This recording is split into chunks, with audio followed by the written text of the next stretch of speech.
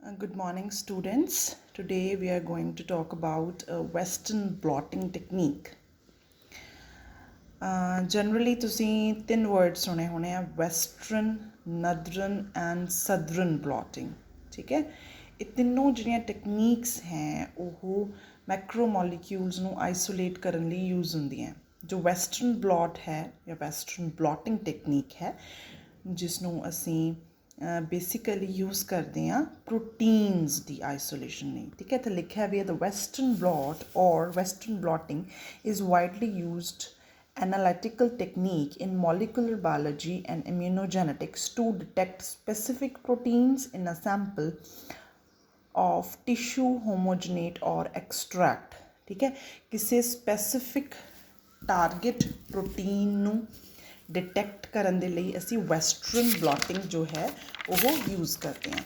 Same ਜੋ southern blotting ਹੈ ਉਸ ਨੂੰ ਅਸੀਂ DNA ਨੂੰ ਚੈੱਕ ਕਰਨ ਲਈ ਜਾਂ ਡਿਟੈਕਟ ਕਰਨ ਲਈ ਯੂਜ਼ ਕਰਦੇ ਹਾਂ and northern blotting is for RNA, right. ਜੋ ਸਦਰਨ ਬਲੌਟਿੰਗ ਹੈ ਵੈਸਟਰਨ ਬਲੌਟਿੰਗ ਹੈ, ਇਸ ਦੇ ਡਿਫਰੈਂਟ ਨੇਮਸ ਨੇ। ਇਸ ਨੂੰ ਪ੍ਰੋਟੀਨ ਇਮਿਊਨੋ ਬਲੌਟ ਵੀ ਬੋਲਿਆ ਜਾਂਦਾ, ਵੈਸਟਰਨ ਬਲੌਟ ਵੀ ਬੋਲਦੇ ਹਾਂ, ਵੈਸਟਰਨ ਬਲੌਟਿੰਗ ਵੀ ਬੋਲਿਆ ਜਾਂਦਾ। ਇਟਸ ਅ ਸਿੰਪਲ ਟੈਕਨੀਕ ਜਿਸ ਨੂੰ ਅਸੀਂ ਯੂਜ਼ ਕਰਦੇ ਹਾਂ ਸਪੈਸੀਫਿਕ ਪ੍ਰੋਟੀਨਸ ਨੂੰ ਸੈਂਪਲ ਦੇ ਵਿੱਚੋਂ ਡਿਟੈਕਟ ਜਾਂ ਆਈਸੋਲੇਟ ਕਰਨ ਦੇ ਲਈ। ਠੀਕ ਹੈ, ਇਹ ਜਦੋਂ ਵੈਸਟਰਨ ਬਲੌਟਿੰਗ ਜੋ ਪ੍ਰੋਸੈਸ ਹੈ ਜਦੋਂ ਉਹ ਚੱਲਦਾ ਹੈ ਦੈਨ ਉਸ ਦੇ ਵਿੱਚ ਕਾਫੀ ਸਾਰੇ ਸਟੈਪਸ ਆਉਂਦੇ ਨੇ। ਠੀਕ ਹੈ, ਜੋ ਨਦਰਨ ਐਂਡ ਸਦਰਨ ਬਲੌਟਿੰਗ ਹੈ ਉਹ ਸਮਵਟ ਸਿਮਿਲਰ ਹੁੰਦੀਆਂ, ਵੈਸਟਰਨ ਬਲੌਟਿੰਗ ਉਹਨਾਂ ਨਾਲੋਂ ਥੋੜ੍ਹੀ ਡਿਫਰੈਂਟ ਹੁੰਦੀ ਹੈ। ਠੀਕ ਹੈ, ਬਟ ਤਿੰਨਾਂ ਦਾ ਜੋ ਟਾਰਗੇਟ ਹੈ ਉਹ ਕਿਸੇ ਨਾ ਕਿਸੇ ਚੀਜ਼ ਨੂੰ ਡਿਟੈਕਟ ਕਰਨਾ। So western blot is for proteins, southern blot is for DNA and northern blot is for RNA। ਠੀਕ ਹੈ, ਇਹਦੇ ਵਿੱਚ ਕੀ ਹੈ ਜਿਹੜਾ ਸੈਂਪਲ ਹੈ ਉਹ ਪ੍ਰੋਟੀਨ ਦੀ ਨੈਚੁਰੇਸ਼ਨ ਹੁੰਦੀ ਹੈ। ਫਸਟ ਕੀ ਕਰਦੇ ਹਾਂ ਅਸੀਂ ਇਹਦੇ ਵਿੱਚ ਡਿਫਰੈਂਟ ਸਟੈਪਸ ਦੇ ਵਿੱਚੋਂ ਜਿਹੜੀ ਵੈਸਟਰਨ ਬਲੌਟਿੰਗ ਹੈ ਉਹ ਅੱਗੇ ਫਰਦਰ ਮੂਵ ਕਰਦੀ ਹੈ। ਇੱਥੇ ਇਨ ਜਨਰਲ ਲਿਖਿਆ ਹੈ, ਇਸ ਤੋਂ ਬਾਅਦ ਫਿਰ ਮੈਂ ਤੁਹਾਨੂੰ ਇੱਕ ਸਟੈਪ ਚੰਗੀ ਤਰ੍ਹਾਂ ਦੱਸੂੰਗੀ। ਇਨ ਬਰੀਫ ਕਹਿੰਦਾ ਕਿ sample undergoes protein denaturation followed by gel electrophoresis। ਪਹਿਲਾਂ ਜਿਹੜਾ ਪ੍ਰੋਟੀਨ ਹੈ ਉਸ ਅਸੀਂ ਸੈਂਪਲ ਦੇ ਵਿੱਚੋਂ ਡੀਨੇਚਰ ਕਰ ਲੈਂਦੇ, ਉਸ ਤੋਂ ਬਾਅਦ gel electrophoresis ਪਰਫੋਰਮ ਹੁੰਦਾ। The primary antibody is created that recognize and binds to specific target protein। Side by side ਜਿਹੜੀਆਂ ਪ੍ਰਾਇਮਰੀ ਐਂਟੀਬੋਡੀਜ਼ ਹੁੰਦੀਆਂ ਉਸ ਨੂੰ ਕ੍ਰੀਏਟ ਕੀਤਾ ਜਾਂਦਾ, ਨੋਨ ਕਹਿ ਲਓ ਜਾਂ ਨੋਨ ਐਂਟੀਬੋਡੀਜ਼। ਵੈਸੇ ਬੇਸਿਕਲੀ ਆਪਾਂ ਵਰਡ ਯੂਜ਼ ਕਰਦੇ ਹਾਂ ਪ੍ਰਾਇਮਰੀ ਐਂਟੀਬੋਡੀਜ਼ ਕਿਉਂਕਿ ਅਸੀਂ ਫਸਟ ਸਟੈਪ 'ਤੇ ਇਹ ਐਂਟੀਬੋਡੀਜ਼ ਯੂਜ਼ ਕਰਨੀਆਂ ਹੁੰਦੀਆਂ ਜੋ ਸਪੈਸੀਫਿਕ ਹੁੰਦੀਆਂ ਟਾਰਗੇਟ ਪ੍ਰੋਟੀਨ ਦੇ ਨਾਲ ਬਾਈਂਡ ਹੋਣ ਦੇ ਲਈ। ਹੁਣ ਇੱਕ ਕੋਈ ਵੀ ਤੁਹਾਡੇ ਕੋਲ ਸੈਂਪਲ ਹੈ ਉਸ ਦੇ ਵਿੱਚ ਡਿਫਰੈਂਟ ਟਾਈਪ ਆਫ ਪ੍ਰੋਟੀਨਸ ਹੋ ਸਕਦੇ ਆ, ਬਟ ਅਸੀਂ ਵੈਸਟਰਨ ਬਲੌਟ ਕਿਸ ਲਈ ਪਰਫੋਰਮ ਕਰਨਾ, ਆਪਣੇ ਟਾਰਗੇਟ ਪ੍ਰੋਟੀਨ ਨੂੰ ਅਚੀਵ ਕਰਨ ਲਈ। ਠੀਕ ਹੈ, ਸੋ ਅਸੀਂ ਪ੍ਰਾਇਮਰੀ ਐਂਟੀਬੋਡੀਜ਼ ਯੂਜ਼ ਕਰੋਗੇ ਜੋ ਸਪੈਸੀਫਿਕ ਹੋਣਗੀਆਂ to that particular target protein ਅਤੇ ਉਸ ਦੇ ਨਾਲ ਹੀ ਬਾਈਂਡ ਹੋਣਗੀਆਂ। ਤਾਂ ਕੀ ਹੈ ਜਿਹੜਾ electrophoresis membrane is washed in a solution containing the primary antibodies before excess antibody is washed off। ਕੀ ਹੈ, ਪਹਿਲਾਂ ਕੀ ਕੀਤਾ, ਪ੍ਰੋਟੀਨ ਸੈਂਪਲ ਹੈ, ਜਾਂ ਇਲੈਕਟ੍ਰੋਫੋਰੇਸਿਸ ਪਰਫੋਰਮ ਹੋਇਆ, ਉਸ ਤੋਂ ਬਾਅਦ ਪ੍ਰਾਇਮਰੀ ਐਂਟੀਬੋਡੀਜ਼ ਦੇ ਨਾਲ ਤੁਸੀਂ ਆਪਣੇ ਪ੍ਰੋਟੀਨ ਨੂੰ ਅਟੈਚ ਕਰਾਇਆ। ਉਸ ਤੋਂ ਬਾਅਦ ਉਹ ਕੀ ਲਿਖ ਰਿਹਾ ਕਿ ਇਹ ਉਹਨੇ ਸਿੰਪਲ ਨਟ ਸ਼ੈਲ ਲਿਖਿਆ ਹੋਇਆ। ਠੀਕ ਹੈ, ਮੈਂ ਇੱਕ ਸਟੈਪ ਤੁਹਾਨੂੰ ਐਕਸਪਲੇਨ ਕਰੂੰਗੀ ਅੱਗੇ ਤੁਹਾਨੂੰ ਸਮਝ ਆ ਜਾਏਗਾ। ਉਹ ਕੀ ਕਹਿ ਰਿਹਾ ਕਿ ਅਸੀਂ ਜਿਹੜੀ ਪ੍ਰਾਇਮਰੀ ਐਂਟੀਬੋਡੀਜ਼ ਨੂੰ ਜਦੋਂ ਅਸੀਂ ਟਾਰਗੇਟ ਪ੍ਰੋਟੀਨ ਨਾਲ ਅਟੈਚ ਕਰਦਾ ਉਸ ਤੋਂ ਬਾਅਦ ਅਸੀਂ ਵਾਸ਼ਿੰਗ ਕਰਦੇ ਹਾਂ ਤਾਂ ਜੋ ਜਿਹੜੀਆਂ ਐਕਸੈਸ ਐਂਟੀਬੋਡੀਜ਼ ਨੇ ਉੱਥੋਂ ਵਾਸ਼ ਆਫ ਹੋ ਜਾਣ। ਉਸ ਤੋਂ ਬਾਅਦ ਅਸੀਂ ਸੈਕੰਡਰੀ ਐਂਟੀਬੋਡੀਜ਼ ਐਡ ਕਰਦੇ ਹਾਂ ਜੋ ਪ੍ਰਾਇਮਰੀ ਐਂਟੀਬੋਡੀਜ਼ ਦੇ ਨਾਲ ਅਟੈਚ ਕਰਦੇ ਹਾਂ। ਨਾਓ ਵਾਈ ਸੈਕੰਡਰੀ ਐਂਟੀਬੋਡੀਜ਼, ਕੁਛ ਪਰਸਨ ਸੋਚ ਰਹੇ ਹੋਣਗੇ ਕਿ ਇੱਕ ਐਂਟੀਬੋਡੀਜ਼ ਨਾਲ ਹੀ ਅਸੀਂ ਕਿਉਂ ਕੰਮ ਨਹੀਂ ਚਲਾਇਆ, ਸੈਕੰਡਰੀ ਐਂਟੀਬੋਡੀਜ਼ ਕਿਉਂ ਯੂਜ਼ ਕੀਤੀਆਂ। ਪ੍ਰਾਇਮਰੀ ਐਂਟੀਬੋਡੀਜ਼ ਦਾ ਮੇਨ ਮੋਟਿਵ ਹੈ ਜੋ ਤੁਹਾਡਾ ਟਾਰਗੇਟ ਪ੍ਰੋਟੀਨ ਹੈ ਸਿਰਫ ਉਸ ਨਾਲ ਅਟੈਚ ਹੋਏਗੀ, ਇਸ ਤੋਂ ਬਿਨਾਂ ਹੋਰ ਕੁਝ ਨਹੀਂ ਕਰ ਸਕਦੀ, ਬਟ ਉਹ ਤੁਹਾਨੂੰ ਡਿਟੈਕਸ਼ਨ 'ਚ ਹੈਲਪ ਨਹੀਂ ਕਰ ਸਕਦੀ, ਤੁਸੀਂ ਆਈਡੈਂਟੀਫਾਈ ਨਹੀਂ ਕਰ ਸਕਦੇ। ਸੋ ਸੈਕੰਡਰੀ ਐਂਟੀਬੋਡੀਜ਼ ਕੀ ਕਰਦੀਆਂ, ਸੈਕੰਡਰੀ ਐਂਟੀਬੋਡੀਜ਼ ਦੇ ਵਿੱਚ ਪ੍ਰੋਪਰਟੀਜ਼ ਹੁੰਦੀਆਂ ਕਿ ਅੱਗੇ ਫਰਦਰ ਆਈਡੈਂਟੀਫਿਕੇਸ਼ਨ 'ਚ ਸਪੋਰਟ ਕਰਨ ਦੇ ਲਈ। ਠੀਕ ਹੈ, ਸੋ ਸੈਕੰਡਰੀ ਐਂਟੀਬੋਡੀਜ਼ ਦੀ ਹੈਲਪ ਨਾਲ ਅਸੀਂ ਐਕਚੁਅਲ ਦੇ ਵਿੱਚ ਦੇਖ ਸਕਦੇ ਹਾਂ ਕਿ ਮੇਰੀ ਪ੍ਰਾਇਮਰੀ ਐਂਟੀਬੋਡੀ ਕਿੱਥੇ ਜਾ ਕੇ ਕਿਸ ਪ੍ਰੋਟੀਨ ਨਾਲ ਅਟੈਚ ਹੋਈ ਹੈ ਐਂਡ ਮੇਰੀ ਜੋ ਜੈਲ ਹੈ ਉਸ ਤੋਂ ਬਾਅਦ ਜਦੋਂ ਮੈਂ ਮੈਂਬਰੇਨ ਦੇ ਉੱਤੇ ਆਪਣਾ ਪ੍ਰੋਟੀਨ ਟ੍ਰਾਂਸਫਰ ਕੀਤਾ ਸੀ, ਜਦੋਂ ਡਿਫਰੈਂਟ ਪ੍ਰੋਟੀਨਸ ਜਿਹੜੇ ਆਈਸੋਲੇਟ ਹੋਏ ਆ ਮੇਰੇ ਸੈਂਪਲ ਦੇ ਵਿੱਚੋਂ, ਤਾਂ ਮੇਰਾ ਟਾਰਗੇਟ ਪ੍ਰੋਟੀਨ ਜਿਹੜਾ ਹੈ ਉਹ ਜੈਲ ਦੇ ਵਿੱਚ ਕਿੱਥੇ ਹੈ। ਠੀਕ ਹੈ, the secondary antibody is visualized through various methods such as staining, immunofluorescence, radioactivity। ठीक है। सो जी सैकेंडरी एंटीबॉडीज़ हैं फरदर असीं उसनूं डिफरेंट मैथड्स दे नाल आइडेंटिफाई कर सकते हैं। तुसीं स्टेनिंग कर सकते हैं टूवर्ड्स दैट पर्टिकुलर एंटीबॉडी जिस दे नाल तुहानूं पता चल जाएगा कि सैंपल दे विच टारगेट प्रोटीन कित्थे है। तुसीं इम्यूनोफ्लोरेसेंस कर सकते हो, रेडियो एक्टिविटीज़ कर सकते हो। तो वैसटर्न ब्लॉटिंग जो है इस नाल रिलेटिड अदर टेक्निक्स होंदियां, डॉट ब्लॉट एनालिसिस है, क्वांटिटेटिव डॉट ब्लॉट एनालिसिस है, इम्यूनोहिस्टोकैमिस्ट्री है, इम्यूनोसाइटोकैमिस्ट्री है। ठीक है। नाउ ਆਪਾਂ ਇਹਨੂੰ ਚੰਗੀ ਤਰ੍ਹਾਂ एक्सप्लेन करते हैं स्टैप बाय स्टैप। देखो फस्ट की है प्रोसीजर दे विच सब तो फस्ट सैंपल जो स्टैप है दैट इज़ सैंपल प्रैपरेशन। जो फस्ट स्टैप है मैं काफ़ी कन्फ्यूजन जी इत्थे क्रिएट की हुई है। सो फस्ट जिहड़ा स्टैप है that is sample preparation. Sample preparation किवें होएगी, असीं की करना सब तो पहला जिहड़े अपना टारगेट सैल है, ठीक है, जो टारगेट प्रोटीन है उसनूं असीं टारगेट जिहड़ा स्पैसिफिक सैल होएगा उस दे विचों आइसोलेट कर लेना। असीं अपना सैंपल प्रिपेयर करना। असीं की करना है, सैल नूं ट्रीट करना बेसिकली जिवें with the help of detergent तुसीं कर लिया। उस तो बाद की होएगा, जिहड़ा थोड़ा सैल होएगा उसकी सैल मैंब्रेन जो है वो ब्रेक हो जाएगी। ठीक है।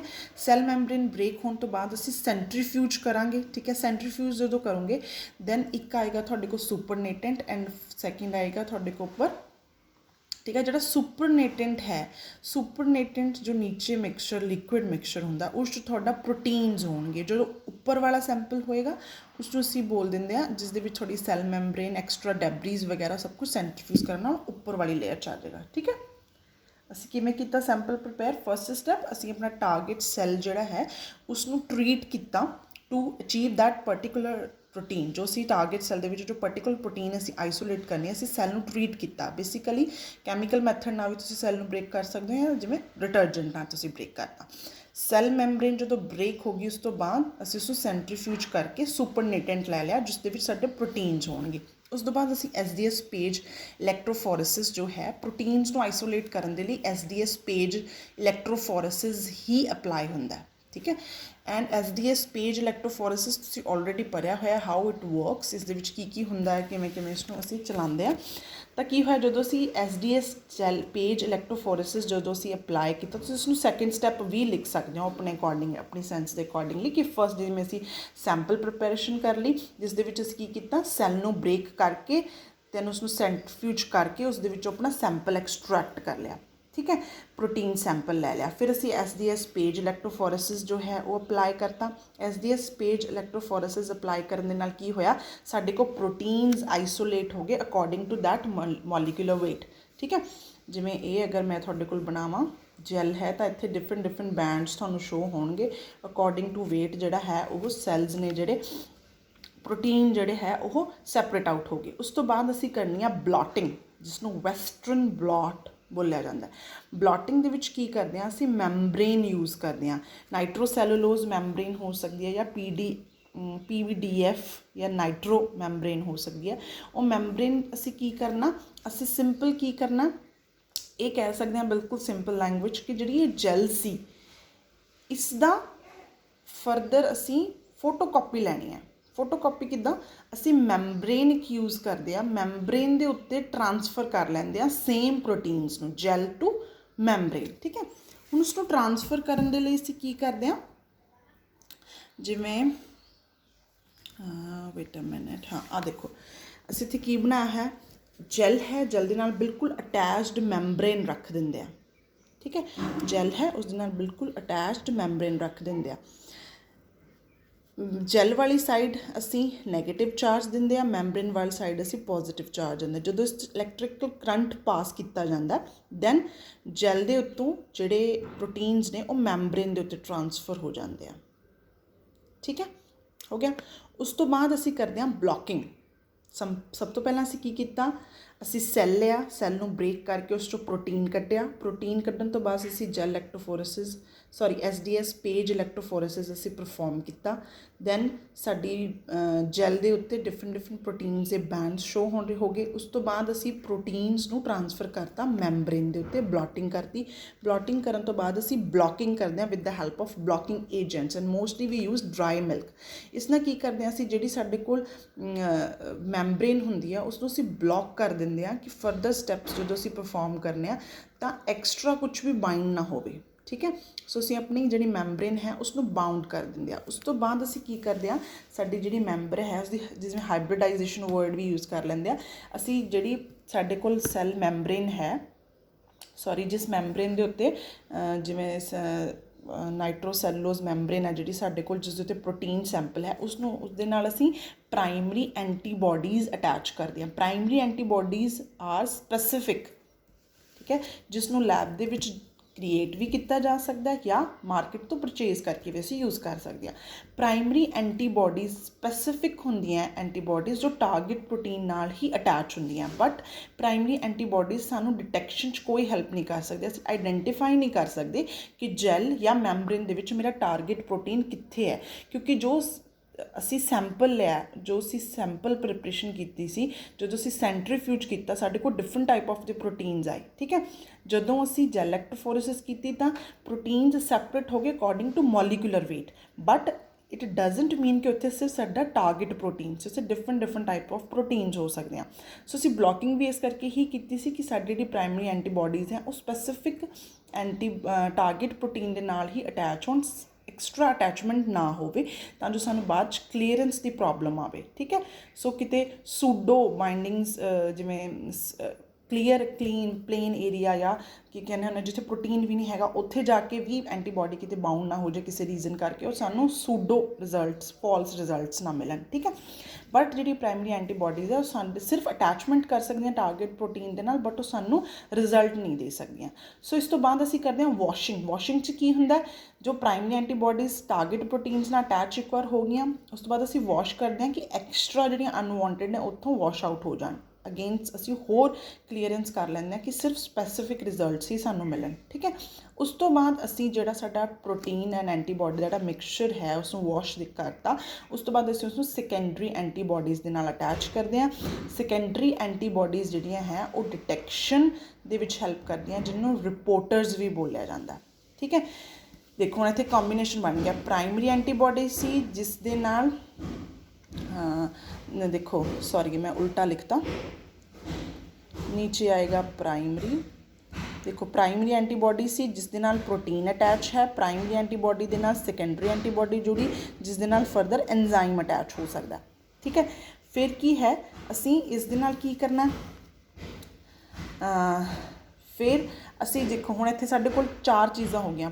ਪ੍ਰਾਇਮਰੀ ਐਂਟੀਬੋਡੀ ਹੈ ਜਿਸ ਦੇ ਨਾਲ ਪ੍ਰੋਟੀਨ ਅਟੈਚ ਹੈ, ਸੈਕੰਡਰੀ ਐਂਟੀਬੋਡੀ ਹੈ ਜਿਸ ਨਾਲ ਐਂਜ਼ਾਈਮ ਅਟੈਚ ਹੈ, ਉਸ ਤੋਂ ਫਰਦਰ ਅਸੀਂ ਪ੍ਰੋਡਕਟ ਦੇ ਵਿੱਚ ਕਨਵਰਟ ਕਰ ਸਕਦੇ ਹਾਂ and that product may give us a colour or a light. ਠੀਕ ਹੈ, ਡਿਟੈਕਸ਼ਨ ਹੋ ਗਈ ਹੈ ਸਾਡੀ। ਅਗਰ ਮੈਂ ਬਿਲਕੁਲ ਸਿੰਪਲ ਤੁਹਾਨੂੰ ਦੁਬਾਰਾ ਤੋਂ ਲਿਖ ਕੇ ਦਿਖਾਵਾਂ ਤਾਂ ਫਸਟ ਅਸੀਂ ਕੀ ਕੀਤਾ, ਅਸੀਂ ਸੈਂਪਲ ਪ੍ਰਿਪੇਅਰ ਕੀਤਾ, ਸੈਂਪਲ ਪ੍ਰੈਪਰੇਸ਼ਨ, ਸੈਂਪਲ ਰੈਡੀ ਕੀਤਾ। ਸੈਂਪਲ ਦੇ ਵਿੱਚ ਅਸੀਂ ਕੀ ਕਰਿਆ, ਸੈੱਲ ਲਿਆ, ਸੈੱਲ ਨੂੰ ਅਸੀਂ ਡਿਟਰਜੈਂਟ ਜਾਂ ਕੈਮੀਕਲ ਦੇ ਨਾਲ ਜਾਂ ਮਕੈਨੀਕਲ ਮੈਥਡ ਦੇ ਨਾਲ ਸੈੱਲ ਨੂੰ ਬ੍ਰੇਕ ਡਾਊਨ ਕਰ ਸਕਦੇ ਹਾਂ। ਠੀਕ ਹੈ, ਸੈੱਲ ਦੀ ਬ੍ਰੇਕ ਡਾਊਨ ਕਰਨ ਤੋਂ ਬਾਅਦ ਸੈੱਲ ਨੂੰ ਸੈਂਟਰੀਫਿਊਜ ਕਰਕੇ ਉੱਥੋਂ ਪ੍ਰੋਟੀਨ ਸੈਂਪਲ ਐਕਸਟਰੈਕਟ ਕਰ ਲਿਆ। ਫਿਰ ਜਿਹੜਾ ਤੁਹਾਡਾ ਪ੍ਰੋਟੀਨ ਸੈਂਪਲ ਸੀ ਅਸੀਂ ਉਸਦੀ SDS ਪੇਜ ਇਲੈਕਟ੍ਰੋਫੋਰੇਸਿਸ ਜਿਹੜੀ ਹੈ ਉਹ ਰਨ ਕੀਤੀ। SDS ਪੇਜ ਇਲੈਕਟ੍ਰੋਫੋਰੇਸਿਸ ਜਦੋਂ ਅਸੀਂ ਰਨ ਕੀਤੀ ਤਾਂ ਸਾਡੇ ਕੋਲ ਪ੍ਰੋਟੀਨਸ ਦੇ ਡਿਫਰੈਂਟ ਬੈਂਡਸ ਆ ਗਏ। ਡਿਫਰੈਂਟ ਬੈਂਡਸ ਆਉਣ ਤੋਂ ਬਾਅਦ ਅਸੀਂ ਉਸਨੂੰ ਮੈਂਬਰੇਨ ਦੇ ਉੱਤੇ ਟ੍ਰਾਂਸਫਰ ਕਰਤਾ ਆਪਣੇ ਰਿਜ਼ਲਟ ਨੂੰ। ਠੀਕ ਹੈ, ਜਦੋਂ ਤੁਸੀਂ ਮੈਂਬਰੇਨ ਦੇ ਉੱਤੇ ਰਿਜ਼ਲਟ ਨੂੰ ਟ੍ਰਾਂਸਫਰ ਕੀਤਾ ਉਸ ਤੋਂ ਬਾਅਦ ਅਸੀਂ ਮੈਂਬਰੇਨ ਦੇ ਨਾਲ ਪ੍ਰਾਇਮਰੀ ਐਂਟੀਬੋਡੀਜ਼ ਅਟੈਚ ਕਰਤੀਆਂ। Before binding primary antibodies, before that step ਅਸੀਂ ਕੀ ਕੀਤਾ, ਅਸੀਂ ਬਲੌਕਿੰਗ ਕੀਤੀ ਹੈ। ਠੀਕ ਹੈ, ਬਲੌਕਿੰਗ ਕਰਨ ਤੋਂ ਬਾਅਦ ਅਸੀਂ ਪ੍ਰਾਇਮਰੀ ਐਂਟੀਬੋਡੀਜ਼ ਨੂੰ ਮੈਂਬਰੇਨ ਦੇ ਨਾਲ ਅਟੈਚ ਕਰਤਾ। ਠੀਕ ਹੈ, ਬਲੌਕਿੰਗ ਕਰਨ ਤੋਂ ਬਾਅਦ ਕੀ ਕੀਤਾ, ਦੈਨ ਅਸੀਂ ਕੀ ਕਰਦੇ ਹਾਂ, ਇਸਦੀ ਵਾਸ਼ਿੰਗ ਕਰਦੇ ਹਾਂ ਕਿ ਤਾਂ ਜੋ ਅਨਵਾਂਟਡ ਜਿਹੜੀਆਂ ਐਂਟੀਬੋਡੀਜ਼ ਆ ਉੱਥੋਂ ਵਾਸ਼ ਆਊਟ ਹੋ ਜਾਣ। ਉਸ ਤੋਂ ਬਾਅਦ ਆਏਗੀ ਸੈਕੰਡਰੀ ਐਂਟੀਬੋਡੀ, ਫਿਰ ਸਾਡੇ ਕੋਲ ਕੰਬੀਨੇਸ਼ਨ ਬਣ ਜਾਏਗਾ कि ਸੈਕੰਡਰੀ ਐਂਟੀਬੋਡੀਜ਼ ਜਿਸ ਨਾਲ ਐਂਜ਼ਾਈਮ ਵੀ ਅਟੈਚ ਹੋ ਸਕਦਾ ਹੈ, ਪ੍ਰਾਇਮਰੀ ਐਂਟੀਬੋਡੀਜ਼ ਤੇ ਪ੍ਰੋਟੀਨ ਸਭ ਕੁਛ ਨਾਲ ਜੁੜ ਕੇ। ਉਸ ਤੋਂ ਬਾਅਦ ਅਸੀਂ ਕਰ ਸਕਦੇ ਹਾਂ ਡਿਟੈਕਸ਼ਨ ਕਰਨ ਦੇ ਲਈ ਸਿੰਪਲ ਕੀ ਹੈ, ਕਹਿੰਦਾ ਤੁਹਾਡੇ ਕੋਲ ਐਂਜ਼ਾਈਮ ਅਗਰ ਹੈ ਤਾਂ ਤੁਸੀਂ ਉਸਨੂੰ ਸਿੰਪਲ ਪ੍ਰੋਡਕਟ 'ਚ ਕਨਵਰਟ ਵੀ ਕਰ ਸਕਦੇ ਹੋ, ਜਿਸ ਨਾਲ ਕੀ ਹੋਊਗਾ ਤੁਹਾਡੇ ਕੋਲ ਜਿਹੜਾ ਸੈਂਪਲ ਹੈ ਤੁਹਾਨੂੰ ਉੱਥੇ ਸਪੈਸੀਫਿਕ ਕਲਰ ਡਿਫਰੈਂਸ ਸ਼ੋ ਹੋਊਗਾ ਜਾਂ ਲਾਈਟ ਸ਼ੋ ਹੋਊਗੀ, ਜਿਸ ਦੇ ਨਾਲ ਤੁਹਾਨੂੰ ਪਤਾ ਚੱਲ ਜਾਊਗਾ ਕਿ ਇੱਥੇ ਇੱਕ ਮੇਰੀ ਜੈਲ ਦੇ ਵਿੱਚ ਜਾਂ ਮੇਰੀ ਮੈਂਬਰੇਨ ਦੇ ਵਿੱਚ, ਕਿਉਂਕਿ ਮੈਂਬਰੇਨ ਦੇ ਵਿੱਚ ਜਿੱਥੇ ਪਿਆ ਉੱਥੇ ਹੀ ਜੈਲ ਦੇ ਵਿੱਚ ਹੋਏਗਾ। Gel and membrane both are complementary to each other, right. So ਤੁਹਾਨੂੰ ਪਤਾ ਚੱਲ ਜਾਏਗਾ ਕਿ ਤੁਹਾਡੀ ਜੈਲ ਦੇ ਵਿੱਚ ਕਿੱਥੇ ਤੁਹਾਡਾ ਟਾਰਗੇਟ ਪ੍ਰੋਟੀਨ ਪਿਆ, ਜਾਂ ਸਿੰਪਲ ਜਿਵੇਂ ਇੱਥੇ ਪਿੱਛੇ ਅਸੀਂ ਸੈਂਪਲਸ ਯੂਜ਼ ਕੀਤੇ ਸੀ ਕਿ ਅਸੀਂ ਕੀ ਕਰ ਸਕਦੇ ਹਾਂ ਕਿ ਸੈਕੰਡਰੀ ਐਂਟੀਬੋਡੀਜ਼ ਨੂੰ, ਜਿਸ ਨੂੰ ਅਸੀਂ ਰਿਪੋਰਟਰਸ ਵੀ ਬੋਲ ਸਕਦੇ ਹਾਂ, ਜੋ ਸਾਨੂੰ ਆਈਡੈਂਟੀਫਿਕੇਸ਼ਨ 'ਚ ਹੈਲਪ ਕਰਦੇ ਹਾਂ, ਉਸ ਨੂੰ ਅਸੀਂ ਸਟੇਨਿੰਗ ਜਾਂ ਇਮਿਊਨੋਫਲੋਰੈਸੈਂਸ ਫਰਦਰ ਸਟੈਪਸ ਯੂਜ਼ ਕਰਕੇ ਸੈਕੰਡਰੀ ਐਂਟੀਬੋਡੀਜ਼ ਨੂੰ ਆਈਡੈਂਟੀਫਾਈ ਕਰ ਸਕਦੇ ਹੋ। ਤੁਸੀਂ ਸੈਕੰਡਰੀ ਐਂਟੀਬੋਡੀ ਦੀ ਪੋਜੀਸ਼ਨ ਫਾਈਂਡ ਆਊਟ ਕਰ ਲਈ, ਇਟ ਮੀਨਸ ਤੁਸੀਂ ਟਾਰਗੇਟ ਪ੍ਰੋਟੀਨ ਤੱਕ ਪਹੁੰਚ ਗਏ। This is all about Western blotting. If still you have any problem, then please tell me. ठीक है? Thank you.